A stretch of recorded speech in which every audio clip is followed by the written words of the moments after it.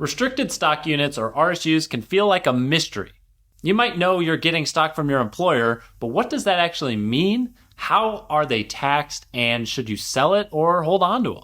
Today I'm going to be answering the 15 most common questions I get from clients about RSUs.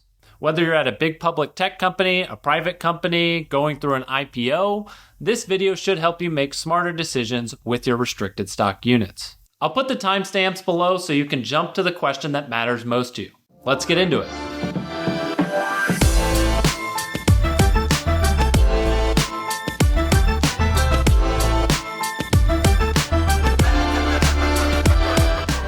Question number 1, what is an RSU? An RSU is a promise by your employer to give you shares of your company stock in the future once certain conditions are met. But you usually have to earn them by staying employed for a certain period of time and or after a certain event. This could be an IPO, an acquisition, a merger. You don't own anything at the time of the grant, but at a certain point they will vest, and that's when you will receive the actual shares. Think of them as a bonus, a delayed bonus that's paid in stock. Question number 2, how do RSUs vest? RSUs typically vest over time. This means you don't get the shares all at once. Instead, you earn the shares after a period of time or gradually according to a vesting schedule. There are 2 main ways that RSUs vest over time. The first type is cliff vesting. That is where 100% of the shares vest at a specific point in time. This could be after 2 years, 3 years, 4 years, maybe up to 7 years. The other type is graded vesting. And this is where a portion vests gradually, such as 25% per year, over 4 years. As an example, I've worked with a lot of Eli Lilly employees. That's a major employer here where I am in Indianapolis. And their RSUs vest on a 3-year cliff schedule. That means that 0% of the shares vest in year 1, 0% vest in year 2, and then at the end of the 3rd year, all 100% of the RSUs vest or become yours. RSUs that vest on time alone, whether cliff or graded, are often called single trigger RSUs because the time is the only requirement. There are also double trigger RSUs, which require not only time for vesting, but also a secondary event, most commonly an IPO, merger, or acquisition. Question number 3 is what happens when my RSUs vest? When RSUs vest, you receive the shares and it becomes a taxable event. The value of the shares on that day is treated as ordinary income, and some companies automatically sell a portion of your shares to cover the taxes. This is also called a sell to cover transaction. From a logistics standpoint, the shares move from a general RSU dashboard, where they're just a grant or a promise, and into your actual brokerage account. Once vested, the shares will appear with a cost basis equal to the market value at vesting. That cost basis is important for tax purposes, especially if you decide to hold onto the shares going forward. You'll also start to see real-time performance, market gains or losses, just like any other stock in your investment portfolio. Question number 4 is how are RSUs taxed? On the day that your RSUs vest, the value of those shares is added to your W-2 income and taxed at ordinary income rates. This is just like a bonus or your regular paycheck. Most companies withhold taxes by automatically selling a portion of your vested shares, but this is important. Many employers withhold a flat 22% rate for federal taxes, which may not be enough if you're in a higher tax bracket. If your actual marginal tax rate is more like 32%, 35%, or higher, you could owe a significant amount at tax time unless you make a change here. In some cases, you can opt to increase your tax withholding directly through your equity portal or by coordinating with your employer's payroll or HR team. And if that's not an option, you may consider making estimated tax payments if you're not already to cover the difference. Later, when you sell the shares, you may also owe capital gains taxes on any appreciation since the vesting date. This could be short-term or long-term, depending on how long you've held them. short term for a year or less, long term for more than a year. And remember, it's a good problem to have capital gains because that means that you made money. Question number 5 is, should I sell my RSUs when they vest? This is one of the most important decisions people face with their RSUs and one of the biggest questions that they have. When your shares vest, you now have an asset that is fully yours, and it also triggers a tax liability. So the question becomes, should you hold the shares or sell them? Now, there's no one size fits all perfect correct answer here, but here are a common couple of reasons that people choose to sell right away. Maybe to cover their tax bill, especially if their withholding is too low. It could also be to avoid being overexposed to your company's stock. It could be to diversify away and reduce risk by investing elsewhere. And it could be just to avoid the emotional roller coaster of riding out your stock's price fluctuations. Another key consideration that people have is whether their RSUs could help them meet their other financial goals.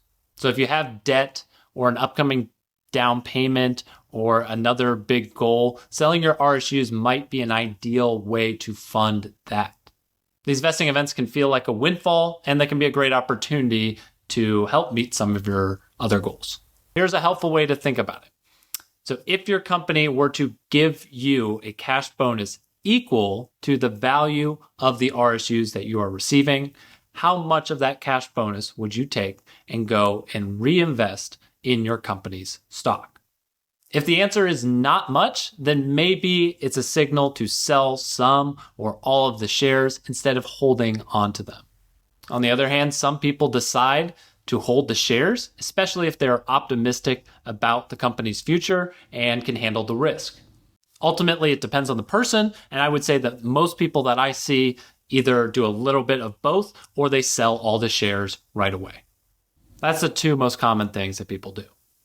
Question number 6 is, what if I leave my company before my RSUs vest? In almost all cases, unvested RSUs are forfeited if you leave the company. However, there are some companies that offer partial acceleration or full acceleration in specific circumstances. This may be like layoffs, acquisitions, or even retirement. Check your grant agreement. It should tell you in there. And if you're considering exiting your job, this is something that's crucial to know. Question number 7 is, can I negotiate RSUs in my offer letter? Yes, RSUs can often be negotiated, especially during your time of hire or during promotions. If you're joining a startup, RSUs may make up a large portion of your compensation. One of the most helpful tips that I give people here is that instead of focusing on the number of shares, focus on the total value over the vesting period of what you're being offered. Ask for the dollar value that the company's targeting with your restricted stock unit package here. That way, if the company's stock price drops between now and your start date or drops soon after your start date, you could potentially renegotiate for more shares to meet that original value. Also, make sure to clarify whether your RSUs are subject to a single or double trigger and ask if there's any flexibility with that. It's much nicer to have the single trigger than the double trigger. Question number 8 is, what happens to my RSUs if my company gets acquired? So it really depends here. Sometimes your RSUs convert into the acquirer stock. Other times they may be cashed out or accelerated. The deal terms will outline whether your RSUs are replaced, honored, or forfeited. In some cases, vesting schedules may reset or restart under the new employer, while in others, existing RSUs are fully honored. This can be really important to know, and it's something that you should ask your employer before you go through all the stress and work of a merger or an acquisition. Question number 9 is, what if the stock price drops right after my RSUs vest? So that's the risk of holding your vested shares. That's just the risk that you run. If the stock price drops, the values of your shares do too. The taxes are based on the value at vesting, not when you sell. So you could owe taxes on more than you actually end up with. This is pretty rare, but it can happen and is definitely worth part of the consideration in deciding whether you hold or sell. Sometimes you'll hear this situation being referred to as phantom gain, and that's because the tax bill is based on a paper value that doesn't exist anymore. Question number 10, what if the stock price rises after my RSUs vest? So if your RSUs vest and you hold on to the shares and they appreciate afterward, you could benefit from capital gains treatment. Specifically, if you hold it beyond a year, you could benefit from long-term capital gains treatment, which is a tax rate at 0, 15, or 20%. So remember, you've already paid income tax on the value of your shares at vesting. So you'll owe capital gains tax only on the additional growth. And again, that's long-term capital gains tax if you hold on to it beyond a year. If you hold on it a year or less, it's taxed the same way at ordinary income rates, just like the way it's taxed when all the shares vest. So it can be a tax-efficient outcome if the stock continues to perform well and you're comfortable with holding on to it long enough to reach that long-term capital gains status. Question 11, are RSUs better than stock options? RSUs are generally considered to be less risky. Stock options have more leverage and more long-run potential. RSUs will always have value because when they vest, the company will have some sort of value. Yes, it can change a lot after the vesting period, but at least at vesting, you will have some value there. Stock options, on the other hand, can be worth nothing sometimes. If the stock price stays below the exercise price where you can buy them, they're worthless. So you'll see RSUs offered at more established companies, while startups may be the ones and are typically the ones that are offering stock options because of the long run potential of those and to encourage those early employees to stick around and put the work in. Question number 12 is, how do RSUs work at private companies? Yeah, this is a great question because unlike a public company, a private company, you can't just go out and sell it when you want. The shares are illiquid until a liquidity event occurs, and this could be an IPO or an acquisition or a merger or sometimes taking on new investors. So you may be taxed at vesting, but unable to sell the shares. That does happen.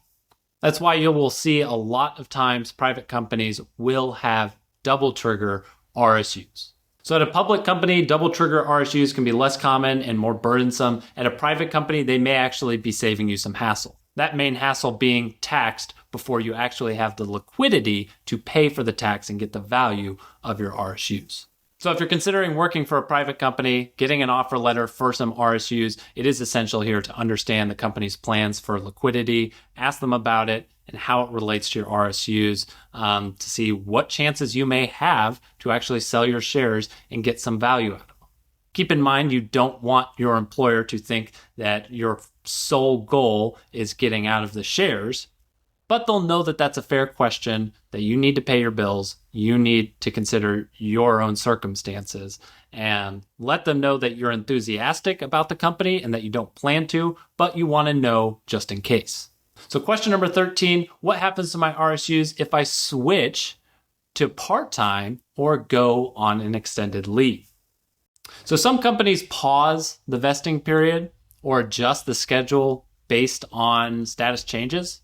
So something like maternity leave or disability may have protections in place, but part-time roles might delay the vesting. And it's worth asking about and reviewing whether part-time status would affect the quantity or the cadence of your future grants. So your HR documents and your equity plan agreement will outline these specific terms.